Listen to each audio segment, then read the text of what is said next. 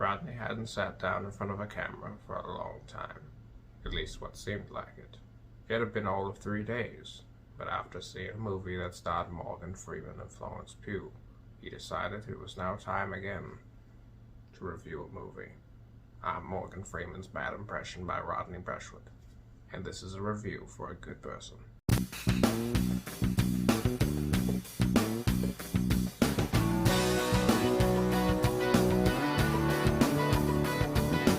A Good Person was directed by Zach Braff, and it stars Morgan Freeman and Florence Pugh. And here, when a newly engaged woman, Allison, played by Florence Pugh, is driving home with her future sister-in-law, they are involved in a vehicle accident causing the death of her future in-law. But soon, her and the future in-law's father, played by Morgan Freeman, find themselves using each other and coming together to recover and heal in a journey that they will both go on. A Good Person intrigued me simply on the premise that I wanted to see Morgan Freeman and Florence Pugh in a movie together. These two are two of my favorite actors currently working in Hollywood right now. They have very magnetic presences, and they usually give some very solid performances. So I was intrigued to see how it was going to play off each other, and it just seemed like a very interesting match, and the plot seemed basic enough. And the movie is pretty good. I never necessarily had the highest of expectations for this movie. I didn't expect it to blow me out of the water and, be this Oscar-nominated movie at the end of the year. However, there is potential here, I feel like, that is missed by this movie, considering all the talent that's behind and in front of the camera and what it could have done beyond what it does in this film. But let's get into the positives first. Right off the bat, Morgan Freeman and Florence Pugh have fantastic chemistry in here. And beyond fantastic chemistry, once again, these two offer up two absolutely brilliant performances. They have a lot to do in this film because the film mainly centers around these two families. And even though there are other characters in here, like her future husband and so many other people, it's these two in particular that really have to hold the film down, and they have to manage to play off each other and really sell it to us as the audience. And they do a phenomenal job. I was entranced by both of these two. They did a spectacular job.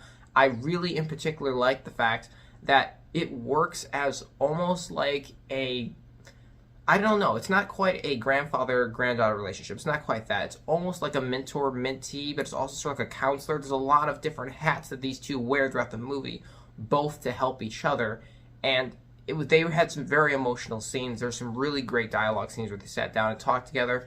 Everything involving those two in this movie was phenomenal. Those two absolutely killed it, couldn't have done a better job, and the characters that are written for those two also are very well written. They have a lot to them. They have layers beyond them just being, a mouthpiece for drama or anything like that. They genuinely have characteristics to them. They have niches. Morgan Freeman in particular, has certain things that he does. They're great. Those two are fantastic. As for the rest of the characters, I think that's where the movie struggles. Everyone else beyond that, it kind of just feels like they're interchangeable. You don't necessarily get as invested in those characters as you do with Morgan Freeman and Florence Pugh, which is kind of a detriment to the film because they just kind of feel like background people who are just like standing there chatting and talking. And I found myself oftentimes, if I'm being entirely honest, just watching the movie saying, when are Florence Pugh and Morgan Freeman going to be in a scene together? There are some other people that have some moments that are pretty good in here, but for the most part, it's not that great. Some of the performances are not that strong either. However, there's other things to this movie that also really help to stand up. I'm a big fan of the score in here. The score is not anything sweeping, but that's why I love it. It's a very simplistic, almost acoustic-sounding score. It's very calm. It hits just the right notes when it has to, and that helps the movie to have a better tone. This movie also has a fantastic script. I really do like the script for this movie. Not necessarily, like I said, everyone that's written into it, but the general plot, the way things play out, the lines of dialogue exchange, the way people talk.